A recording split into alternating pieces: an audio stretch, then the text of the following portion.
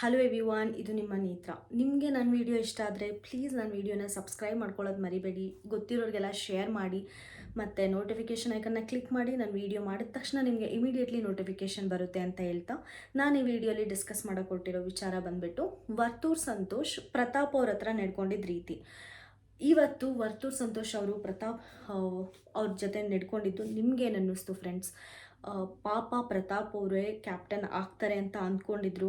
ಪ್ರತಾಪ್ ಅವರೇ ticket finale ಗೆಲ್ತಾರೆ ಅಂತ ಅಂದ್ಕೊಂಡಿದ್ರು. ಬಟ್ ಬಿಗ್ ಬಾಸ್ ಮುದ್ದು ಕಂದ ಸಂಗೀತ ಅವ್ರನ್ನ ಮಾಡಬೇಕು ಅಂತ ಬಿಗ್ ಬಾಸ್ ಆಗಲೇ ಡಿಸೈಡ್ ಮಾಡಿಬಿಟ್ಟಿದ್ರು.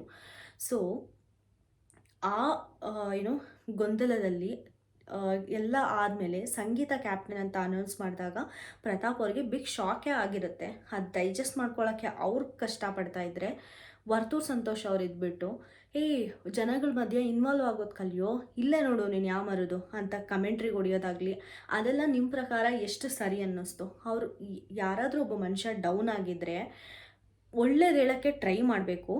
ಒಂದು ಕಾಮಾಗಿ ಅವ್ರ ಕೋಪ ಬಂದಿರುತ್ತೆ, ಆಬ್ವಿಯಸ್ಲಿ ಕೋಪ ಬಂದಿರುತ್ತೆ, ಅವ್ರು ಆಬ್ವಿಯಸ್ಲಿ ದೂರ ಹೋಗ್ತಾರೆ.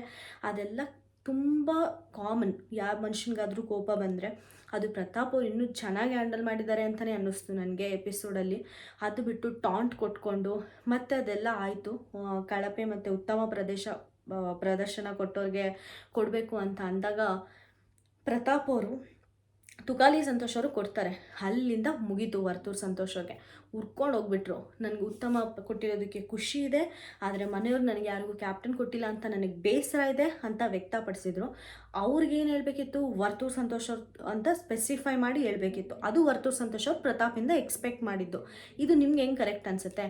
ಅದಕ್ಕೆ ಪ್ರತಾಪ್ ಅವ್ರು ಕರೆಕ್ಟ್ ಪಾಯಿಂಟ್ ಕೇಳಿದ್ರು ಅಂತ ನನಗನ್ನಿಸ್ತು. ನಾನು ನನಗೆ ಕೊಟ್ಟಿದ್ದು ಒಪ್ಕೋತೀನಿ, ಬಟ್ ನನಗೆ ಅದು ಬೇಸರ ಇದೆ ಅಂತ ನಾನು ಪಾಯಿಂಟ್ ರೈಸ್ ಮಾಡಿದ್ನಲ್ಲ, ಅದೇ ಥರ ತುಕಾಲಿಯವರು ಹೇಳಿದ್ರು ಅಲ್ವಾ, ನನಗೆ ಕಳಪೆ ಇಷ್ಟ ಇಲ್ಲ ಅಂತ. ಇದೇ ವಯಸ್ಸಲ್ಲಿ ತುಕಾಲಿನಿ ಅವ್ರನ್ನ ನೀವು ಯಾಕೆ ಕೇಳ್ತಾ ಇಲ್ಲ ಅಂತ ಪ್ರತಾಪ್ ಅವ್ರು ರೇಸ್ ಮಾಡಿ ವರ್ತೂರ್ ಸಂತೋಷ್ ಅವ್ರಿಗೆ ಒಂದು ಕ್ವಶನ್ ಹಾಕಿದ್ರು. ಅದು ನನಗೆ ತುಂಬ ವ್ಯಾಲಿಡ್ ಅನ್ನಿಸ್ತು. ಯಾಕಂದರೆ ವರ್ತೂರ್ ಸಂತೋಷ್ ಅವರು ಪ್ರತಾಪ್ನ ಟೇಕನ್ ಫಾರ್ ಗ್ರಾಂಟೆಡ್ ಅಂತ ತೊಗೊಂಡಿದ್ದಾರೆ ಅಂತ ನನಗನ್ಸುತ್ತೆ.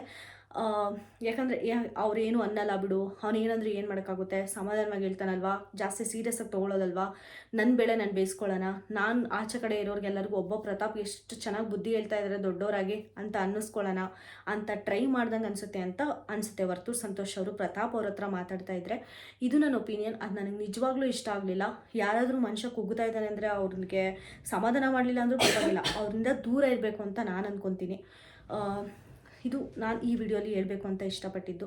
ನಿಮಗೆ ನನ್ನ ಒಪಿನಿಯನ್ ಇಷ್ಟ ಆದರೆ ಪ್ಲೀಸ್ ಸಬ್ಸ್ಕ್ರೈಬ್ ಮಾಡ್ಕೊಳ್ಳಿ, ಈ ವಿಡಿಯೋನ ಶೇರ್ ಮಾಡಿ, ನೋಟಿಫಿಕೇಷನ್ ಐಕನ್ನ ಕ್ಲಿಕ್ ಮಾಡೋದು ಮರಿಬೇಡಿ. ನಾನು ವಿಡಿಯೋ ಮಾಡಿದ ತಕ್ಷಣ ನಿಮಗೆ ಇಮಿಡಿಯೇಟ್ಲಿ ನೋಟಿಫಿಕೇಷನ್ ಬರುತ್ತೆ ಅಂತ ಹೇಳ್ತಾ ಈ ವಿಡಿಯೋನ ನಾನಿಲ್ಲಿ ಮುಗಿಸ್ತಾ ಇದ್ದೀನಿ. Thank you.